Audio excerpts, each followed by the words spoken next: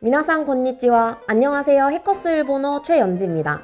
여러분, JLPT 시험 공부를 시작하기에 앞서 벌써 막막한 분들 계시나요? 그런 분들을 위해서 저의 JLPT 공부, 시험 경험으로 쌓인 JLPT에 관한 정보를 모두 알려드리려고 합니다. 이번 영상에서는 JLPT가 어떤 시험인지, 대체 어떤 급수를 선택하면 좋을지 이야기해 볼게요. 자, 그러면 시작해 볼까요?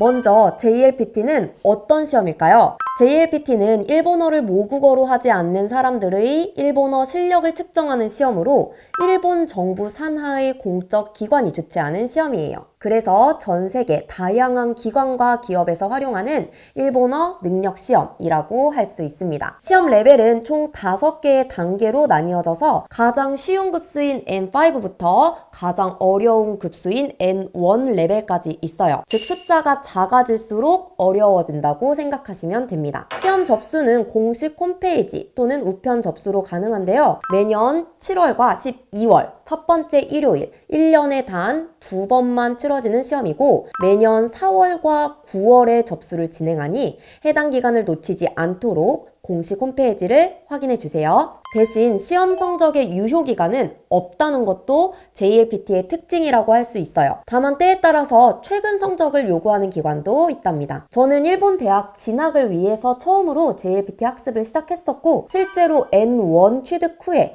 원서와 함께 JLPT 성적표를 제출했습니다. 일반적으로 일본 대학에 진학하기 위해서는 여러 가지 시험과 함께 JLPT N2 이상의 성적표를 요구하는 대학들이 많이 있고요. 그 중에서도 N1 성적표가 있다면 장학금을 주는 학교도 있기 때문에 JLPT는 대학 입학에 중요한 시험 중 하나라고 볼 수 있겠죠. 수강생분들 중에는 일본 대학 진학뿐만 아니라 일본으로 취업을 위해서 또는 한국에 있는 일본계 기업의 취업을 위해 JLPT 공부를 하시는 분들도 계십니다. 또한 일반적으로 JLPT N2 이상을 요구하기 때문에 기억하시고 학습 목표를 정하시면 좋겠습니다. JLPT가 어떤 과목으로 구성되어 있는지도 살펴볼까요? 과목은 크게 언어 지식과 독해, 청해로 구분됩니다. 언어 지식에서는 한자 읽는 법을 묻는 문자, 단어 읽는 법을 묻는 어휘, 그리고 문법 파트로 구성이 되어 있어요. 독해 파트에서는 단문부터 장문까지 다양한 글을 읽게 되며 청해 파트는 듣기에 해당하는 문제 유형입니다. 레벨마다 문항수에 따른 시험 종료 시간이 다르기 때문에 시험 전에 반드시 체크를 하고 시험을 보러 가시길 바랍니다. 선생님, 저는 일본 애니메이션을 좋아해서 많이 보고 일본 여행도 자주 가는 편인데 저 같은 사람도 도전할 수 있는 시험인가요?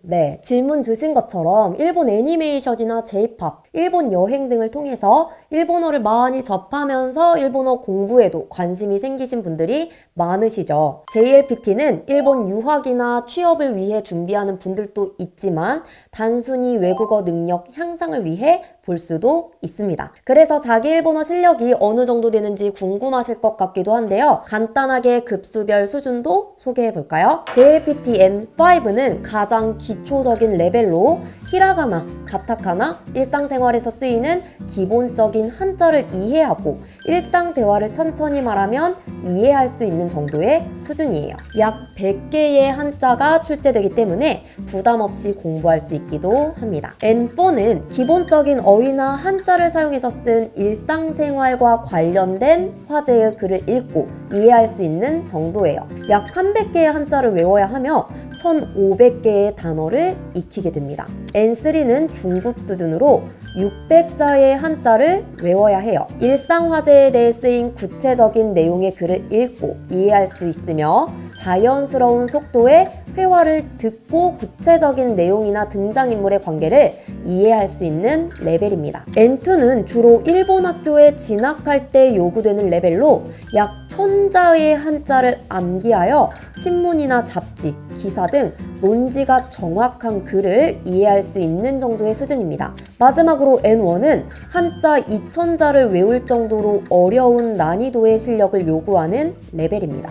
논리적으로 복잡하거나 추상적인 글의 내용과 구성을 이해할 줄 알아야 하며 자연스러운 속도의 회화와 뉴스, 강의를 듣고 상세하게 이해하는 단계라고 말할 수도 있겠네요. 아직 어떤 레벨을 선택해야 할지 고민이 되신다면 JLPT 무료 레벨 테스트를 통해 자기에게 맞는 급수 또는 도전하고 싶은 급수를 선택해보세요. 관심 있으신 분들은 영상 설명란을 확인해 주시고 다음 영상부터는 레벨별 공부법을 M5와 M4부터 차근차근 알려드리도록 할게요. 먼저 M5는 일본어를 아예 몰라도 독학으로 합격할 수 있는 레벨이라고 할 수 있습니다. 선생님, 그러면 히라가나도 모르는데 M5 공부 시작해도 괜찮나요?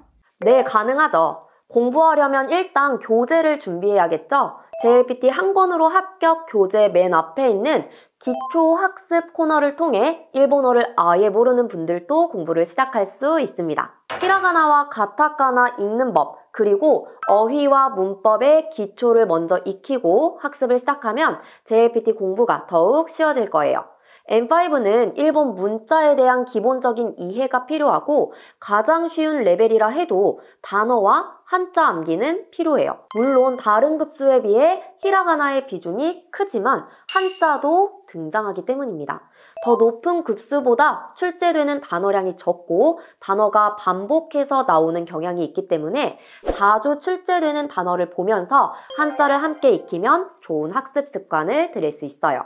그러면 다음 레벨을 공부할 때 더 효과적인 학습이 가능하답니다. 한국에서는 음으로만 한자를 읽는 것과 달리 일본에서는 한자를 두 가지 방법으로 읽는데요.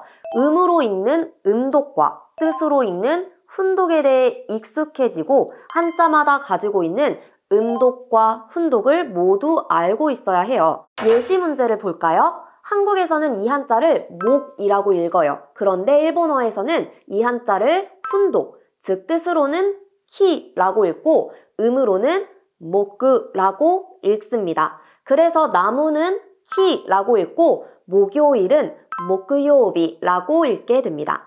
참고로 한자 위에 달린 작은 히라가나는 한자를 쉽게 읽을 수 있도록 표기하는 후리가나라고 부릅니다. 일본어 학습에서 가장 힘들다고 생각되는 부분 중 하나가 바로 이 한자 암기인 것 같아요. 많은 분들이 한자 쉽게 외우는 방법 좀 알려주세요 라고 요청하기도 합니다. 저도 한자를 외우는 게 가장 힘들었던 것 같아요. 하지만 여러분, 제가 해보았던 많은 방법들 중에서 가장 효과적이고 가장 오래 기억에 남는 방법은 역시 깜지처럼 쓰면서 외우는 방법이었어요. 처음에는 열심히 10번 이상씩 쓰면서 외우는 거예요. 그러다 보면 어떤 규칙이 보이기 시작합니다.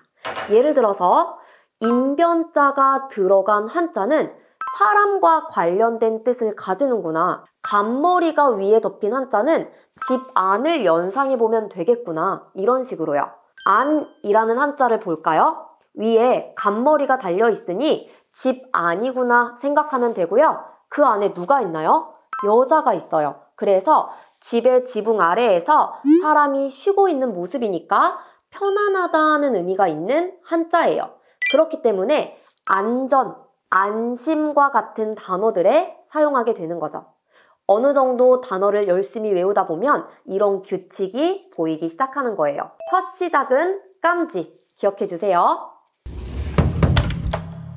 다음으로는 M4인데요. M5에서 일본어에 대한 기초를 배웠다면 M4에서는 기본적인 어휘나 한자를 사용해서 일상생활과 관련된 화제의 글을 읽고 이해할 수 있는 단계입니다. 당연히 글을 읽고 이해하려면 많은 단어를 알고 있어야 하고 문법을 이해해야겠죠? 그래서 M4에서는 한자로 된 단어를 읽어야 하는 문제 출제 비중이 늘어나 단어 암기가 더 중요해지고 기초 문법을 학습하는 단계이기 때문에 단어의 활용과 변형에 익숙해져야 합니다. 예시 문제를 볼게요. 가다라는 동사의 원형은 이끄인데요. 존댓말, 즉 정중형으로 사용할 때에는 동사를 변형해서 뒤에 무엇 합니다 라는 의미의 접속 형태인 마스를 붙여서 이키마스 갑니다가 됩니다. 일본어 레벨이 올라갈수록 다양해지는 문법 학습을 위해서 예문으로 정확한 의미와 활용을 익혀야 합니다. 그런데 교재만 있으면 이 학습이 훨씬 수월해져요. 먼저 문형의 의미를 읽고 실력 다지기에서 문형의 의미를 이해해서 실전 테스트로 문형의 정확한 활용을 익힐 수 있어요. 또한 파트 속 문제 유형별 풀이 전략과 풀이 단계에 대한 상세 설명도 있으니 혼자서 공부하는 수험생분들에게 완벽한 길잡이가 될 수 있습니다. 이렇게 각 문형의 정확한 의미를 알아야만 알맞은 접속 방법을 선택할 수 있기 때문에 실제 예문을 통해 익히는 것이 가장 효과적인 문법 학습 방법이라고도 말할 수 있겠네요. 그럼 외워야 하는 문법이 되게 많을 텐데 선생님은 문법을 어떻게 외우셨나요? 맞아요. 외워야 하는 문법이 정말 많죠. 문형들로만 두고 본다면 한이 없고 끝이 없는 암기이기 때문에 더 아득하게 느껴질 수도 있어요. 하지만 우리가 일본어 공부를 할 때 단어도 문법도 독해도 청해도 결국 문장의 학습을 하게 되잖아요. 그 많은 문장은 전부 문형으로 이루어져 있습니다. 다양한 일본어 공부 속에서 자연스럽게 문법의 문형들을 익히고 있는 거죠. 예를 들어 우리가 독해 공부를 하다가 독해 지문에서 이런 문장을 봤다고 생각해 볼게요. 明日は休みだから家族と一緒に遊園地に行きたい. 내일은 휴일이니까 가족과 함께 유원지에 가고 싶어 라는 문장이죠. 여기에서 타이가 무엇 하고 싶다라는 의미를 가졌다는 걸 이미 학습하고 나서 어느 날 내가 문법 공부를 하는데 마스형에 타이를 붙이는 문형이 나온다면 독해 문장에서 배웠던 문형이라 이미 알고 있고 굳이 따로 외우지 않아도 되는 거죠. 저는 주로 이런 식으로 문법 학습을 많이 했습니다. 꼭 독해 지문이 아니더라도 일본 드라마나 영화, 노래 가사를 외웠는데 거기에 문형이 녹아있는 거예요. 그럼 공부가 더 즐겁겠죠? 물론 모든 문형을 즐겁게만 익힐 수는 없고 열심히 외워야 하는 아이들도 있으니 문장 암기나 배운 문형으로 일기를 써보는 것도 좋은 방법입니다. N5와 N4는 가장 기초 단계이지만 단단히 다져놓지 않으면 앞으로의 학습에서도 쉽게 무너질 수 있기 때문에 꼼꼼히 공부하는 습관을 반드시 들여주세요. N3는 JLPT의 응시자 중에 가장 많은 응시자 비율을 차지하는 급수입니다. 가장 많이 도전하는 급수인 만큼 일본어 중급으로 넘어가는 관문이 되는 단계예요. 그래서 한자를 어느 정도 읽을 줄 알아야 하고 외워야 하는 단어도 많아집니다. 실제 청해 문제에서는 영화, 쇼핑, 카페 등 일상에서 들을 수 있는 표현을 사용하는 대화가 많이 등장합니다. JLPT N3 한 권으로 합격 교재 자료를 통해 혼자서도 청해 연습이 가능한데요. 교재안 문제 상단에 QR코드가 있으니 다운로드를 받지 않고도 음원을 들을 수 있고요. 요즘은 시험장에 기침빌런, 소음빌런 등의 말이 생길 정도로 시험장 환경이 집중 여부의 중요한 요소가 되어서 시험 장소 선택을 걱정하시는 학생분들도 많을 텐데요. 그런데 한 권으로 합격 시리즈에서는 고사장 소음 버전도 무료 mp3로 제공해드리니 어떤 시험장 상황에서도 집중할 수 있는 연습이 될 것 같네요. 그런데 선생님, 저는 단어를 많이 외웠는데도 청해에서 잘 안 들릴 때가 많아요. 맞아요. 사실 단어를 어느 정도 외웠다고 해도 청해를 바로 풀게 되면 듣기 실력이나 문제풀이 실력이 늘지 않을 때도 있어요. 그래서 N3 청해를 학습할 때에는 해석의 도움 없이도 원어민 대화를 이해할 수 있도록 음원을 여러 번 반복해서 듣는 연습이 필요합니다. 반복 듣기를 통해 단어를 온전히 알아들을 수 있게 되었다고 하더라도 방심은 금물. 질문과 같은 단어가 보기에 나왔다고 해서 바로 체크하는 실수는 범하지 않도록 해야 해요. 함정 문제가 많이 등장하기 때문에 청해 문제를 끝까지 듣고 정확한 답을 고르는 습관도 들여야 합니다. 일부 문제에는 아무 표시도 되어 있지 않기 때문에 핵심 내용을 캐치해서 메모하는 연습도 필요하겠죠? 저는 청해 학습 후에 꼭 하는 공부법이 있어요. 바로 쉐도잉, 따라 말하기입니다. 따라 말하기 좋은 학습 자료는 주로 JLPT나 JPT의 청해 파일, NHK의 쉬운 뉴스 등으로 악센트, 즉 음의 높낮이도 함께 따라해 본다면 자연스러운 일본어를 구사할 수 있는 능력도 덤으로 따라온답니다. 쉐도잉은 내가 뱉고 있는 문장을 이해하면서 따라하고 있는지가 중요한 포인트이니까 한 문장을 여러 번 반복해서 말하며 내 것으로 만드는 연습이 중요합니다. 자리에 앉아서 집중해 보는 것도 좋지만 여의치 않다면 청소하거나 다른 일을 하면서도 청해 파일을 켜두고 중얼중얼 따라 말해보세요. 어느새 일본어가 들리는 놀라운 경험을 하실 수 있을 겁니다. N2의 경우에는 단어와 문법을 다 외웠다고 해도 독해 문제에서 해석을 어려워하는 학생분들이 많이 계십니다. 사실 N2에서는 많은 한자보다 자주 출제되는 단어를 암기하는 것이 중요하고 문맥 파악에 대한 학습이 더 필요하기 때문이에요. 교재를 활용하면 보다 더 효율적인 학습이 가능한데요. 사회 이슈나 심리, 예술 환경 등 다양한 소재가 문제로 출제되는데 이때 지문에서 사용된 단어가 똑같이 문제에 쓰여 있지 않아요. 비슷한 표현으로 바꾸어 출제되기도 하는데요. 예를 들어 학습 기회가 줄어들다 라는 표현을 지문에서는学習の機会が奪われる로 문제에서는 学習活動の機会が減る라고 표현한 것처럼요. 이렇게 문맥을 파악하는 연습을 통해서 독해 능력을 향상해야 합니다. 그래서 시험에서 출제되는 단어와 문형을 잘 암기해야 합니다. JLPT 한 권으로 시리즈는 단어장이 책 부록으로 수록되어 있으니 대중교통을 이용하거나 이동할 때 간편하게 단어와 문형을 보며 암기하는 습관을 들이면 좋겠죠. JLPT N2의 경우에는 특히 지문의 글자 수가 많아지고 어려운 한자들이 꽤 많이 나오기 시작합니다. 빠르게 읽고 이해하는 힘이 중요해진다는 거죠. JLPT는 항상 그 시대의 사회에서 이슈가 되는 내용 또는 사회 문제 등이 독해 파트의 지문으로 종종 등장합니다. 일본 신문의 사설을 일주일에 하나씩 살펴보며 공부하는 것도 좋은 방법이 될 거예요. 물론 신문의 사설은 N2 레벨보다 훨씬 어려운 한자어나 문형들이 나올 수 있지만 완벽하게 학습한다기보다는 내용을 이해하는 정도와 사회 문제를 파악하는 정도로도 충분합니다. 나의 레벨보다 어려운 독해, 지문을 학습해 본다면 N2 레벨의 독해를 조금 더 빠르게 읽고 이해하는 것 또한 수월해질 거예요.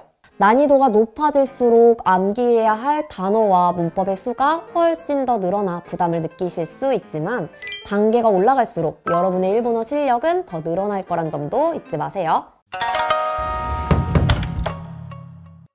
선생님, N1이랑 N2랑 난이도 차이가 좀 많이 나나요? N1은 다른 급수에 비해 훨씬 넓은 의미의 단어와 추상적인 내용의 지문이 나오는 급수입니다. 그래서 외워야 하는 단어 양도 많아지고 부담이라는 학습자가 많아요. 특히 비슷하게 생긴 단어나 문형이 가진 뉘앙스 차이를 외우기 어렵다는 분들도 있는데요.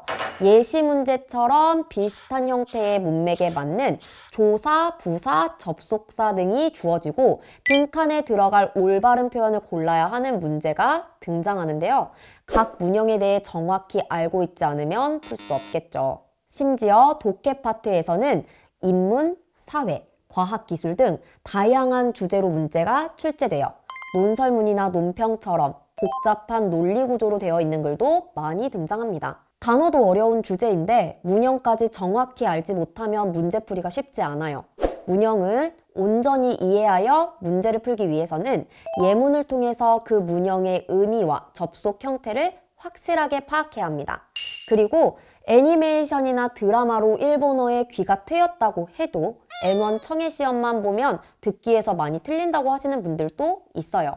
사실 JLPT에서는 출제되는 내용과 문제의 유형이 특정되어 있기 때문에 그 출제 유형을 집중적으로 파고들어야 합격에 한 걸음 더 가까워질 수 있답니다. 그래서 어려운 어휘를 외우고 청해 듣기 실력을 향상하려면 문제 속 모르는 단어는 반드시 짚고 넘어가야 시험장에서도 최대한 모르는 것 없이 문제를 풀 수 있어요. JLPT 한 권으로 합격 교재 속 해설집에는 핵심 표현과 필수 어휘가 상세하게 수록되어 있으니 문제를 풀고 나서 해석을 확인하며 단어를 학습하는 습관을 들이는 것이 좋겠죠.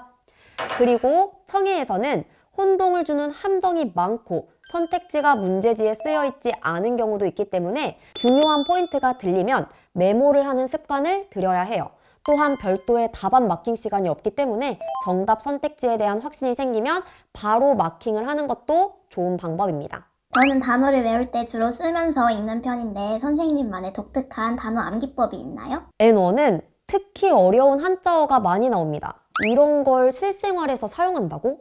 한국어로도 의미를 모르겠어 와 같은 단어들이 나와서 우리를 당황하게 하죠. 그렇기 때문에 그런 단어가 나오면 일본 검색 사이트에 들어가서 그 단어를 검색해 봅니다. 그래서 그 단어가 사용된 신문 기사나 블로그의 문장을 보고 단어가 사용된 글의 뉘앙스를 살펴보기도 합니다. 그러면 훨씬 단어 암기가 수월하게 느껴지기도 하거든요. N1은 무작정 암기도 중요하지만 때로는 이해하고 넘어가기도 중요하기 때문에 실제 일본인들의 사용법을 일본 검색 포털을 이용하여 찾아보기를 추천해 드릴게요. 이번 영상에서는 JLPT의 마지막 단계인 N1의 구성과 공부법에 대해 이야기해봤어요. 공부해야 하는 양이 많아서 포기하고 싶은 마음이 드실 수 있지만 차근차근 단계를 밟아서 N1까지 합격한다면 일본어 실력자라는 자부심을 가질 수 있을 거예요. 여러분의 목표를 꼭 이루시길 응원하고 있겠습니다.